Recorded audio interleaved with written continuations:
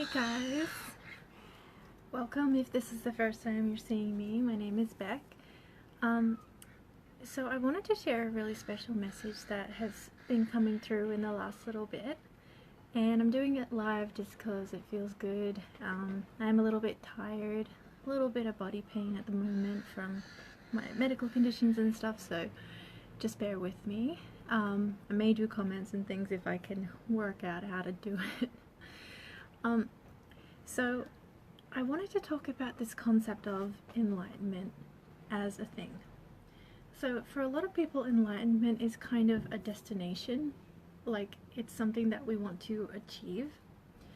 Whereas actually what consciousness is asking of us at the moment is to practice acceptance, because the acceptance within ourselves of exactly as you are, where you are, is actually the doorway to the fifth dimensional perspective, which we would call enlightenment. And what we're currently calling enlightenment, I beg to differ. I feel like we need to change the definition. What we're currently calling that is like a state of being that is without emotional, energetic charge, basically. Which is a beautiful state of being, and you're living from your heart here, and there's that stillness, and this is a fifth dimensional perspective, technically speaking, if you want to get into that. I am looking down and stuff because my cats are out here and I just have to watch them while they're on this outdoor area with me. But so yeah, in order for us to get to that fifth dimensional place of stillness and neutral charge, which allows the sort of the bursting forth of your natural consciousness, which is a loving stillness, a sacred joy, all of those higher frequencies that just come as fruition of being. In order to get there, in the past with consciousness, spiritual community, enlightenment, there's been this notion of like, here's the guru guy, and we're going to try to be what that looks like, which is a person who is with neutral charge and is just very empty and void of their humanity, essentially. But at present, what consciousness is asking, what the collective consciousness is asking, and what your being really wants is acceptance. And if we have that goal, we're trying to jump ahead. It is true that people can experience spontaneous awakening, what sort of looks like and feels like a spontaneous shift, where there is a release of a lot of the emotional density that occurs from being here and from traumatic experiences. But that doesn't happen too often, because when that happens, we're kind of not experiencing the natural integration and growth process that allows for wisdom and a deepening of consciousness.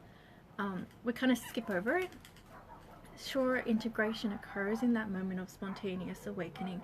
Release of trauma definitely occurs, all of that. But because it was not a gradual step by step, little piece at a time, the human experience of learning how to do that, learning how to create a shift like that, learning how to release and all of those things is kind of missed. And that's completely fine for some people and some people's consciousness, like that's supposed to occur and that's why that happened. But in terms of what consciousness is doing here on planet Earth at the moment, it is that kind of thing is missing the evolution, the intention of what's going on here, which is to create an expansion and to create a deepening of consciousness, that getting lost and falling asleep and then waking up and returning to God, and then it goes over and over again like this, and it actually creates energetically a flower of life pattern or a lotus pattern. And that's kind of what we want to be doing at the moment. So when I'm using the term like 4D or 4.5D enlightenment and where we're at right now, because that is where our consciousness is, and like planet Earth consciousness is. It is on its way to fifth dimensional stuff, and that's why this is my cat rose. That's why everyone can feel that, and everyone's talking about 5D and living from the heart. On the way there, we really want to engage in this 4.5 consciousness and way of being, which is to really practice acceptance of who you are, of what is within you at this moment, at this point in time. And it is, enlightenment is really the new definition. We want it to be holding yourself in light, holding what is unhealed or still electrically charged within you in light and loving acceptance. And that actually creates this beautiful, sneaky transformation thing that everyone's kind of after when they picture that like blank slate guru guy, or you know, the concept or current idea of fifth dimensional consciousness and awareness. It really, you're holding the light, and that actually causes electrical charges that are, you know, distorted, which is why it feels so near, to dissipate and diffuse. And then you are in that neutral place, that 0 point place, which then gives room for your natural consciousness that is based in love and sacred being and joy of life to be. So being here and now and being present with what is within you is extremely important in this current time period. You are supposed to be a human. You're supposed to be like a person. The people who are like, I have achieved enlightenment, if they're speaking accurately at this time, for this time period, it is about holding yourself in light. You don't not have emotional charge. You don't not have internal distortion. What happens is that you are able to hold it and allow it and release it easier and easier and more peacefully and faster. And so you're flowing in consciousness, and you're going with the deepening that is meant to be occurring through duality, like, and seeing the sacred perfection of imperfection. That's really the next step for consciousness. We really need to, we're kind of jumping ahead of like, okay, I'm just gonna pretend that I can hold everything that I am and everything negative that I experience in perfection, and I can just accept, and I'm a blank slate of awareness. At times that may be true, at times that may be where your frequency is resonating naturally, but a lot of the time it really looks like I honor and identify with that I am the light that holds the space. I am the universe that holds the space for what is electrically within me. You know, different emotional energies, different frequencies and charges. That's what I'm referring to. And that identification with the light and becoming it, by resonating with it and holding space for it, as you simultaneously actually hold space for, you know, sadness or anger or whatever is present, that is what allows this beautiful alchemy to occur, and for that particular frequency in you to release and to be in that 0.5D place. I'm looking at my notebook because as I was having these awakenings, I was writing some stuff, and I just wanted to show you, because this comes from personal experience, you know, of like recently trying to find an acceptance of inner resistance and find an acceptance of inner darkness. And I actually moved through it, this current layer at least, by, I came across this statement that really resonated with me. It's referred in Buddhism, referred to as the middle way, I believe, and it was talking about the Buddha under the, what is it, the Bodhi tree. And as he's sitting there in his enlightenment, he is neither pushing nor pulling.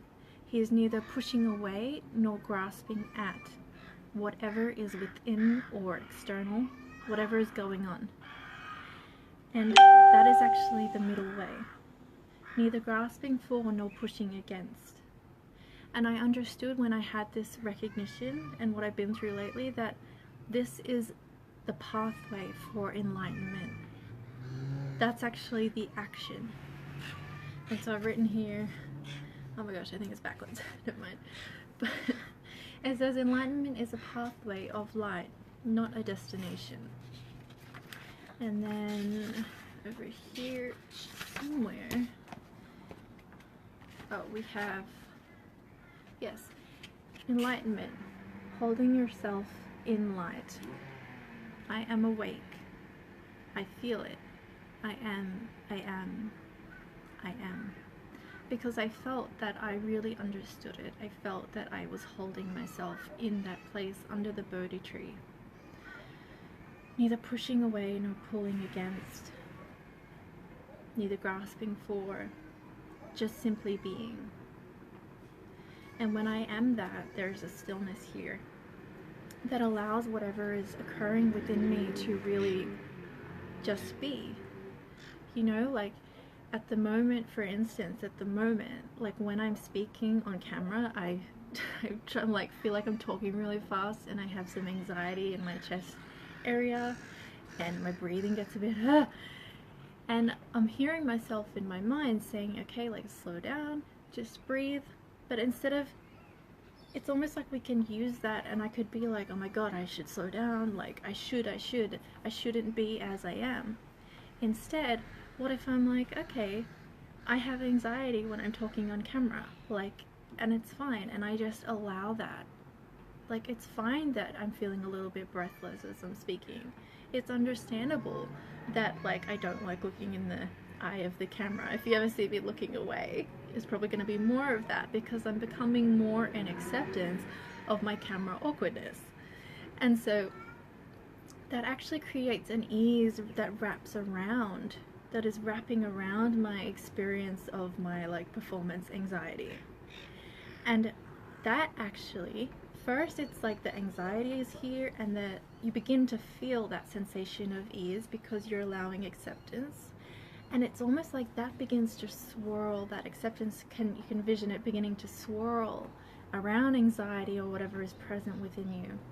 And it begins to hold it. And you start to feel like anxiety's here, but I'm okay with it. And then there's an ease. And then that grows and grows and begins to transform. And like, that's alchemy. When you bring the higher resonance, the higher frequency of acceptance, and it begins to become, what's the word?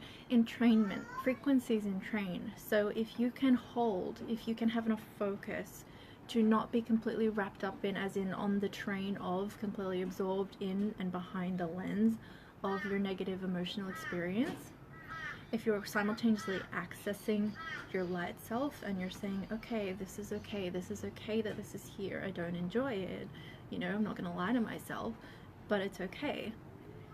You are practicing bringing a higher frequency in energetically, and this is allowing that lower frequency, it's an invitation for the lower frequency to begin to resonate magnetically at something else, the higher frequency. And as long as you hold your focus and you're practicing not being completely consumed, you're completely allowing, but you're also not consumed because you have a focus on the essence of what you are as well, your intention of acceptance, your intention of ease or whatever. Acceptance basically. And so as I'm speaking, like my being and my body is getting calmer and calmer, even though anxiety is still here and my voice is shaking a little bit, like it's okay. And like I'm feeling like, starting to feel like higher frequencies of like joy and stuff in this moment.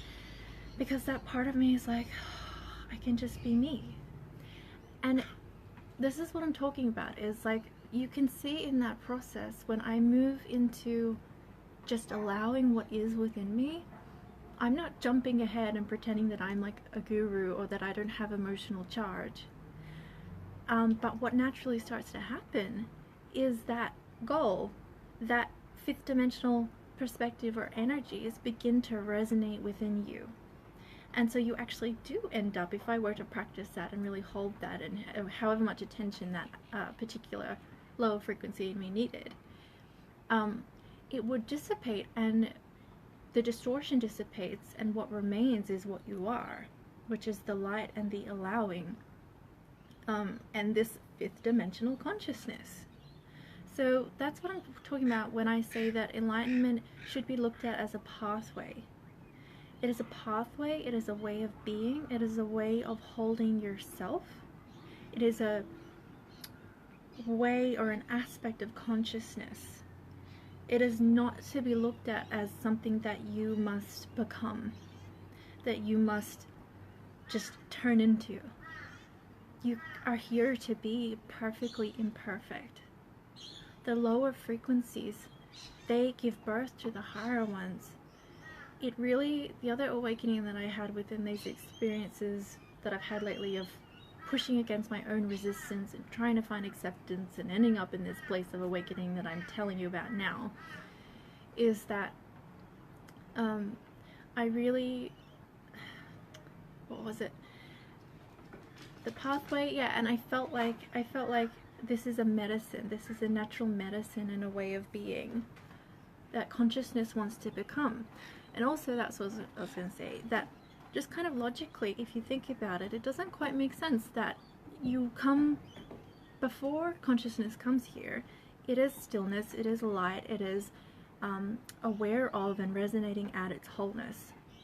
And then consciousness decides to incarnate as a human, and it decides to, you had decided to incarnate as density and duality and all these different lower frequencies. And then we in the spiritual community are like, oh, I shouldn't be like that. Like, it doesn't even make sense, because light decided to come here and be in the density. And so this notion that the pathway to enlightenment is that enlightenment as a destination and something that you should become, just kind of just does not make sense. What does make sense, and what is the truth for consciousness in the collective at this time, is a fourth or 4.5-ish dimensional perspective of holding space for what is occurring here on planet Earth right now and honoring its sacred intention for what it is, which is just being in the lows and in the highs, and the lows giving more birth to the highs, and this pattern of falling asleep and waking up again. As I said earlier, if you were whole, complete light, already awakened, and then you came here and you were like, oh, I shouldn't be dense, I'll just wake up. What is the purpose of that when you're already awakened? My guide said to me a long time ago that the issue is not that you are not awake. That is not the issue. You're already a being that is awake. That's what you are. It's that we are here to play the game. We are here to be in the path, and we are here to accept that. And that's the pain, and that's the point of suffering within collective consciousness. It is less about the negative things that are happening, although they are negative and not great. It is that we are not seeing the perfectness of the imperfection, and that is creating pain within us, or even that is creating suffering, rather. Like, pain is a part of what's going on here. And so that's all okay. And it can be a difficult perspective, because I think that people kind of, if I say like, oh, it's so perfect that there is war and famine everywhere, it's like seen as like you're saying that there's nothing negative about that and it's completely fine, and it's like spiritual denial. That's not what we're saying. Like, it is not good. It is based in suffering. It is unhelpful. It also has a higher intention for being. We can't be in denial about that either.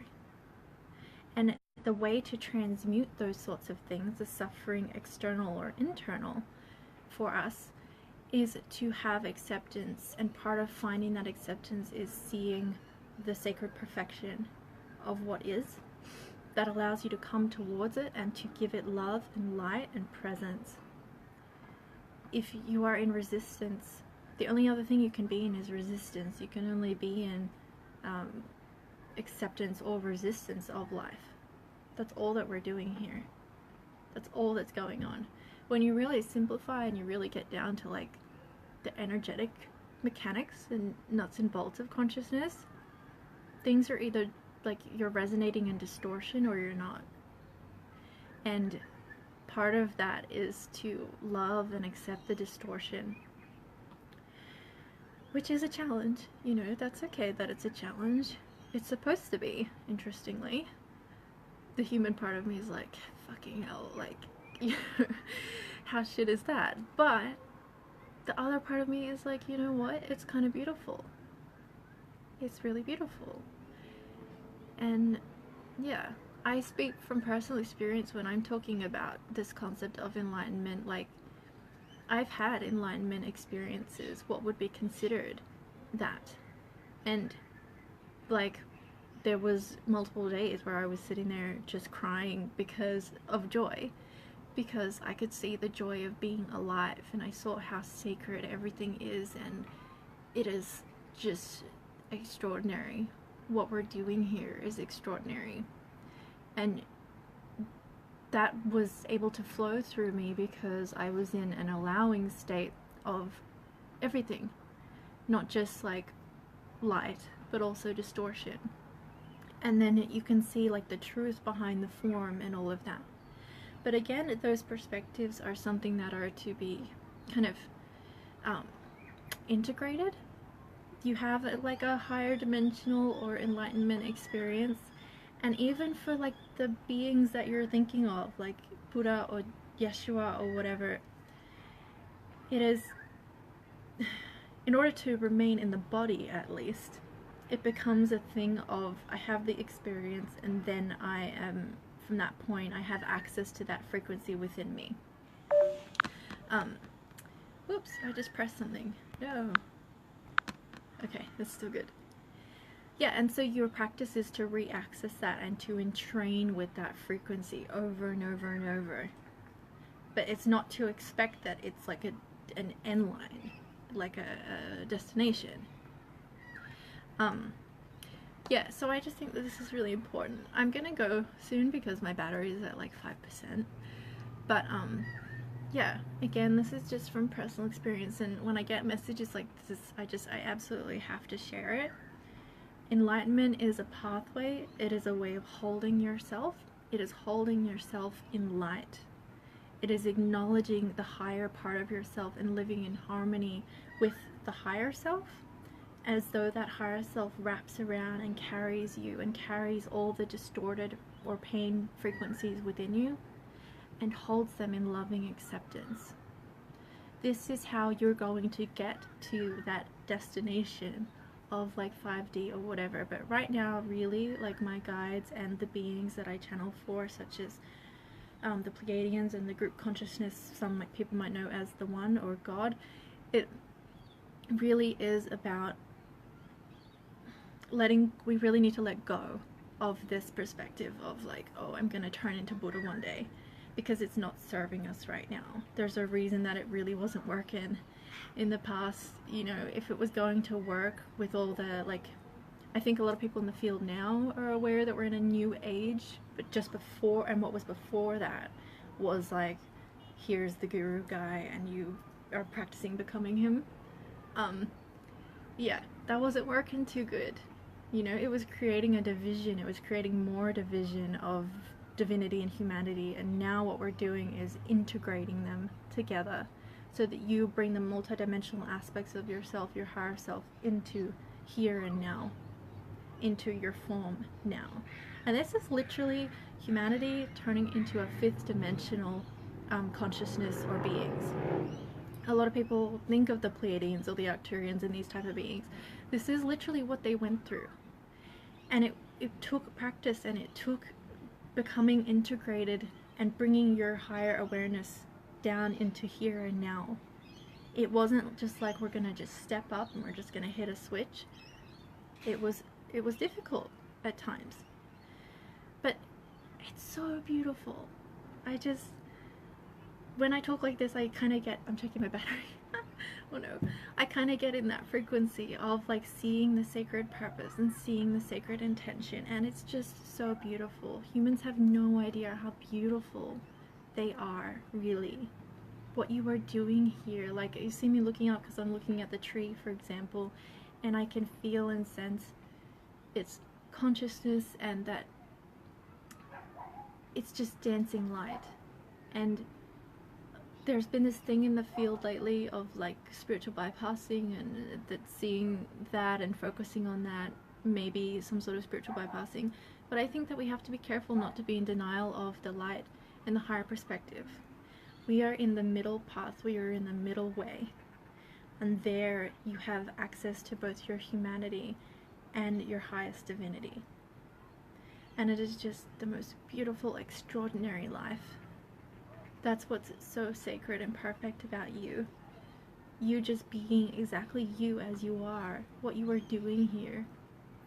Expanding consciousness, deepening and growing and developing love, the essence that is all. It couldn't happen without you being here. There is not one thing in your life or that you are that is imperfect or wrong. Everything has its other side. Everything is first born in light.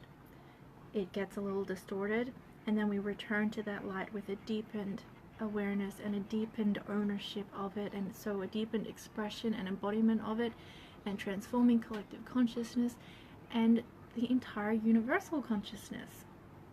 You have to see that about yourself. You have to see that about who you are.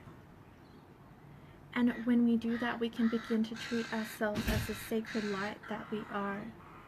You are sacred light. You are limitless light. You came here to be all different frequencies on purpose, and all of them feed into the other. You wouldn't know what joy is without grief. You wouldn't be able to conceive of it. That's part of why you came. I'm gonna go because the battery's dying, but thank you for listening, and I love you all so much, and thanks for all the support that I've had lately. I really, really appreciate it. It's really meant a lot to me, even if I don't comment or interact too much. I look back at the supportive comments that I get, especially if I get some negative ones, and it really helps me hold myself in light and remember. And yeah, I'm really grateful for the opportunity to be heard, and for whoever's receiving this to be holding my sacred purpose. It couldn't be without you. So, thank you.